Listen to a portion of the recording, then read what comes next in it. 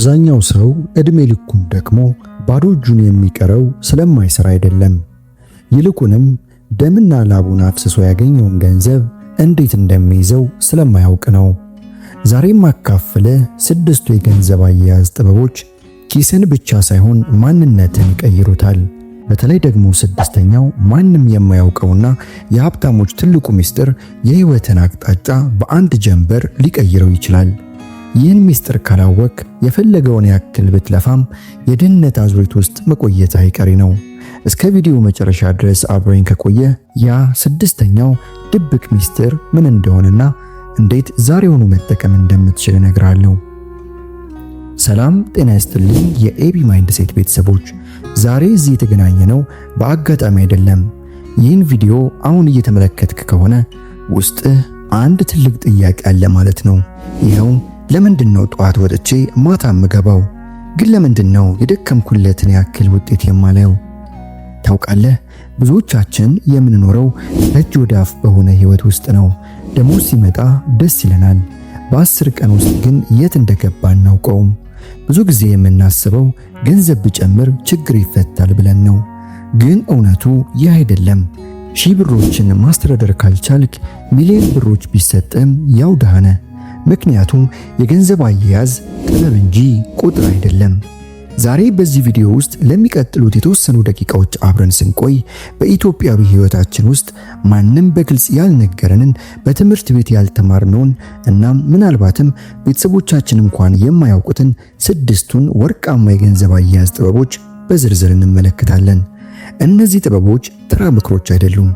እነዚህ ሺዎችን ከድህነት አዘቀት አውጥተው የነጻነት አየር እንዲተነፍሱ ያደረጉ በሚሊዮነሮች ህይወት ውስጥ በተግባር የታዩ ሳይንሶች ናቸው። 1ኛው፣ 2ኛው፣ 3ኛውና 4ኛው የሀብት መሰረቶች ናቸው። 5ኛው ነጥብ ደግሞ ገንዘብህ አንተ ተኝተህ እንዲወልድ የሚያደርግበት ድብቅ መንገድ ነው። ነገር ግን ዋናው ጉዳይ ያለው መጨረሻ ላይ ነው። በቪዲዮ ማጠናቀቂያ ላይ የማካፍልህ ያ 6ኛው ማንም የማያውቀውና ዋናው ምስጢር እስካሁን የነበረን የገንዘብ አስተሳሰብ አመድ አድርጎ አዲስ ማንነት ይፈጥርልሃል። ይህን 6ኛውን ምስጢር ካልተረዳ የቀደሙትን 5 ነጥቦች ብታውቃቸውም እንኳ የነጻነት ደጃፍ ላይ መቆም አይቀሬ ነው። ስለዚህ ወዳጄ አሁን ስልክህን ሳይለንት አድርገው፣ የሚረብሽ ነገር ከሌለበት ቦታም ቁጭ በል። ይህ ቪዲዮ ረጅም ሊመስል ይችላል፣ ነገር ግን ለተወሰነ ደቂቃ የምትሰጠው ትኩረት ለቀጣይ 50 ዓመታት የሚሆን የገንዘብ ነጻነትን ይሰጣል። ዛሬ የምንማማረው ስለ ብር መቆጠብ ብቻ አይደለም። ዛሬ የምናወራው ስለ ክብር፣ ስለ ቤተሰብ ዋስትናና ስለ ራዕይ ስኬት ነው። ዝግጁ ነህ? እንግዲያውስ ወደ መጀመሪያው ታላቅ ጥበብ እንለፍ።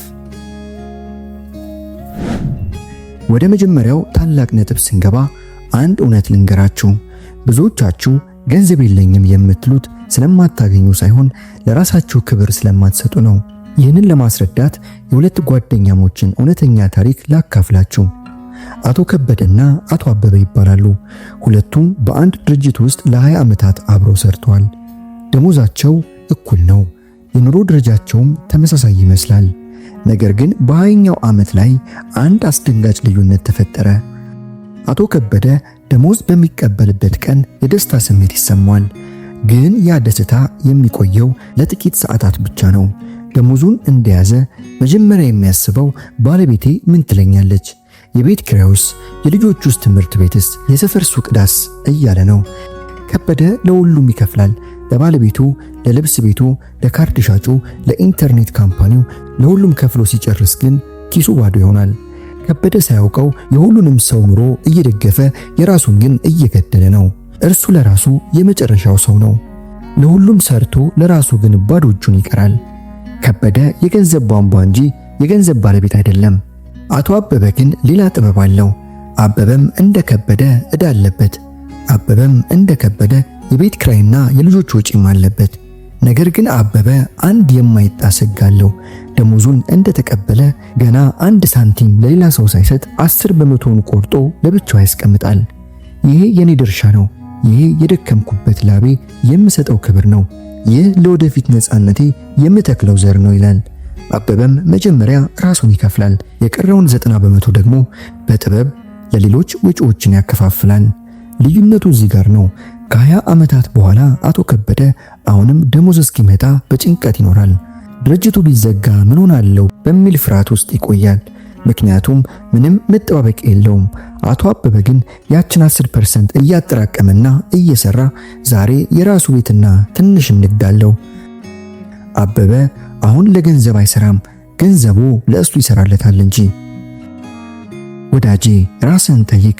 አንተ ለራስህ ክብር ሰጥተሃል ወይስ ለካርድ ሻጩና ለቤት አከራይ የምትለፋ የደሞዝ ማስተላለፊያ ሆነሃል? እውነቱ ይሄ ነው።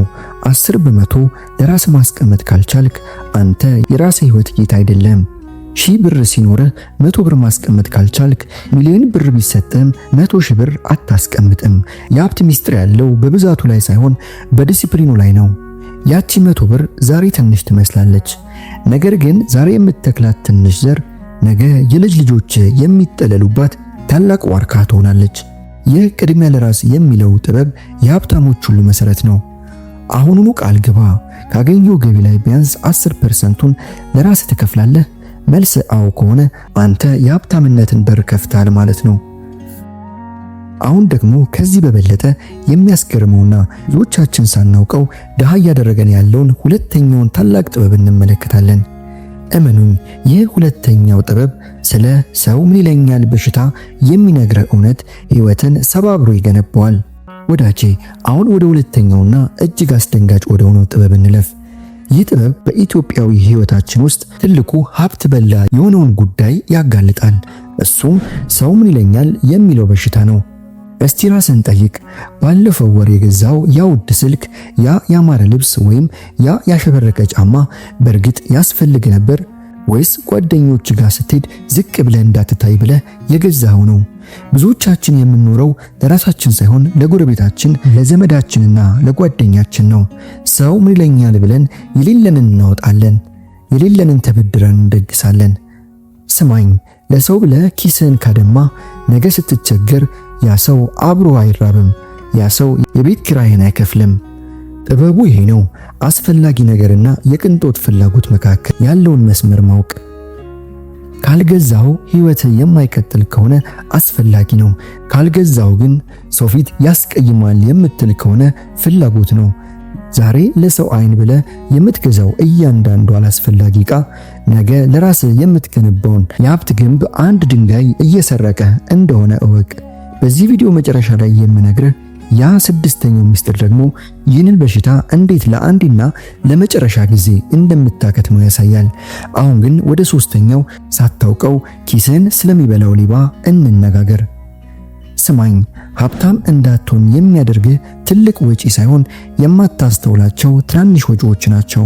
ይህንንም ድብቅ ሌባ እለዋለሁ። ምሳሌ ልስጥህ። በቀን የምትጠጣት 20 ብር ቡና 50 ብር ካርድ ወይም ምንም አይደለችም ብለ ለሱቅ የምትሰጣት 100 ብር ትንሽ ትመስላለች፣ ምን ታመጣለችም ትላለህ። ግን እስቲ በሂሳብ እናስለው። በቀን 100 ብር አላስፈላጊ ወጪ የምታወጣ ከሆነ በወር 3000 ብር ይሆናል፣ በአመትም 36000 ብር።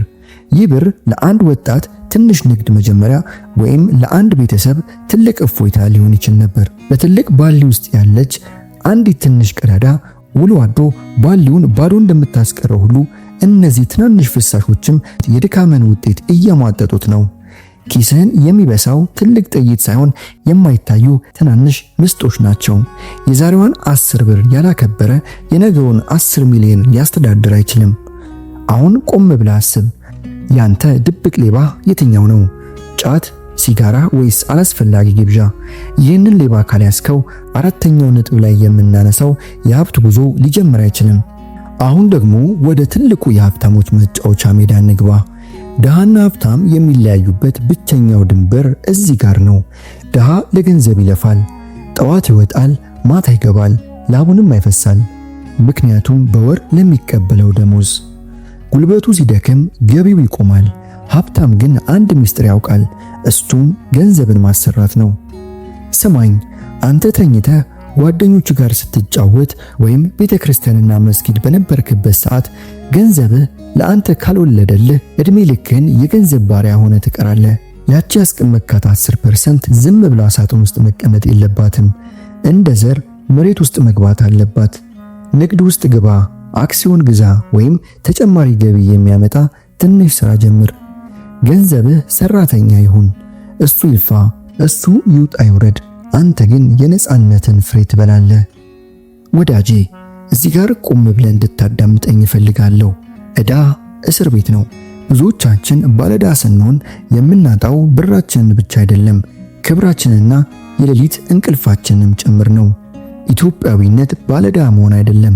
ነገር ግን ዛሬ ስንቶቻችንን ለሰው ብለን፣ ለሰርግ ብለን ወይም ለአንድ ቀን ድግስ ብለን የዓመት ደሞዛችንን ተበድረን የምንሰቃየው? ዕዳ ማለት የነገ ጉልበትህን ዛሬ መሸጥ ማለት ነው።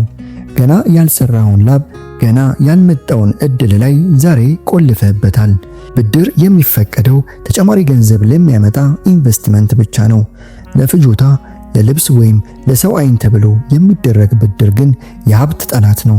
ከዚህ ሰንሰለት ካልወጣ ሚሊዮን ብሮችን ብታገኝ ሁሌም ድሃ ነህ። አሁን ሁሉንም ነጥቦች አይተናል። ነገር ግን እስካሁን ያየናቸው እንደ ሞተር ሲሆኑ ሞተሩን የሚያስነሳው ቁልፍ ገና አልተነጋገርንም። አሁን ወደ ዋናው ሚስጥር እንለፍ። ስድስተኛው ማንም የማያውቀውና ዋናው ሚስጥር የጊዜ ጉልበትና ትዕግስት። ብዙ ሰዎች ሀብታም የማይሆኑት ስለማያውቁ ሳይሆን ቶሎ መክበር ስለሚፈልጉ ነው። ዛሬ ዘርተነው ነገ ፍሬ መብላት ይፈልጋሉ። ነገር ግን እውነተኛ ሀብት እንደ ዋርካ ዛፍ ነው። ዛሬ ዘርተው ነገ ፍሬ መብላት ይፈልጋሉ። ነገር ግን እውነተኛ ሀብት እንደ ዋርካ ዛፍ ነው። መጀመሪያ ስትተክለው ምንም ለውጥ አይታይም። ለወራት ምናልባትም ለዓመታት መሬት ውስጥ ስር ይሰዳል። ሰዎች ይሳለቁብሃል። ምን ሊሆን ነው ይሉሃል። ነገር ግን ያቺ ያስቀመጥካት 10% እንዲሁም ወደ ሥራ ያሰማራት ትንሽ ገንዘብ ከጊዜ ጋር ተባስታና ተጋምዳ አንድ ቀን የማይበገር የሀብት ተራራ ትሆናለች። ሀብታሞች የሚያስቡት ስለ ዛሬ ማታ እራት ሳይሆን ስለ 10 ዓመት በኋላ ያለው ራዕያቸው ነው። ይህ ስድስተኛው ምስጢር ትዕግስት ይባላል። ትዕግስት የሌለው ሰው የገንዘብ ዕውቀት ቢኖረውም ሀብታም ሊሆን አይችልም። ዛሬ የምትዘራት አንዲት ሳንቲም ከዓመታት በኋላ የነጻነት ጥላ ትሆናለች። ይህንን የጊዜ ምስጢር የተረዳ ሰው ከድህነት እስር ቤት በቋሚነት አምልጧል። ውድ የኤቢ ማይንድሴት ቤተሰቦች ላለፉት የተወሰኑ ደቂቃዎች አብረን ቆይተናል። እስካሁን የተነጋገርንባቸው የገንዘብ አያያዝ ጥበቦች ተራ መረጃዎች አይደሉም፣ የነጻነታችሁ ቁልፎች ናቸው። ዛሬ ይህን ቪዲዮ እስከ መጨረሻው ሰከንድ ድረስ ተከታትላችኋል ማለት እናንተ ለውጥ የምትናፍቁ፣ ለራሳችሁና ለምትወዱት ቤተሰባችሁ የተሻለ ህይወትን የምትመኙ ልዩ ሰዎች ናችሁ ማለት ነው። ብዙዎች ሰልችቷችሁ አቋርጧል፣ እናንተ ግን ቆይታችኋል። ይህ ራሱ የትዕግስትን ምስጢር መረዳት እንደጀመራችሁ ትልቅ ማሳያ ነው። አስታውሱ፣ ድህነት እርግማን አይደለም። ድህነት የአስተሳሰብ ውጤት ነው። ዛሬ በኪሳችሁ ምንም ባይኖር እንኳ ጭንቅላታችሁ በራዕይና በእውቀት ከተሞላ እናንተ ቀድሞውኑ ባለሀብት ናችሁ። ሀብት የሚጀምረው ከውስጥ ነው። ኪሳችሁ ላይ የሚታየው ደግሞ የአስተሳሰባችሁ ነጸብራቅ ብቻ ነው። ዛሬ የምትወስኗት አንዲት ትንሽ ውሳኔ ያቺን የተወሰነች % የማስቀመጥ ያንን አላስፈላጊ ወጪ የመተውና ያንን ሰው ይለኛል የሚለውን በሽታ የመግደል ውሳኔ የ7 ትውልድን ታሪክ የመቀየር አቅም አላት። የልጅ ልጆቻችሁ ነገ በክብርና በነጻነት ሲኖሩ ዛሬ እናንተ የከፈላችሁትን መስዋዕትነት በምስጋና ያስታውሱታል። ኢትዮጵያዊነት ማለት መውደቅ ሳይሆን ወድቆ መነሳት ነው። መስራት ብቻ ሳይሆን ሰርቶ ማደርና ማትረፍ ነው። ዛሬውኑ ተነሱ፣ በአስተሳሰባችሁም ከፍ በሉ። የነጻነታችሁን መንገድ ዛሬውኑ መጥረግ ጀምሩ። ለመሆኑ ከነዚህ ነጥቦች ውስጥ ከዛሬ ጀምሮ በተግባር የምታውሉት የትኛውን ነው? በጽሑፍ አጋሩኝ።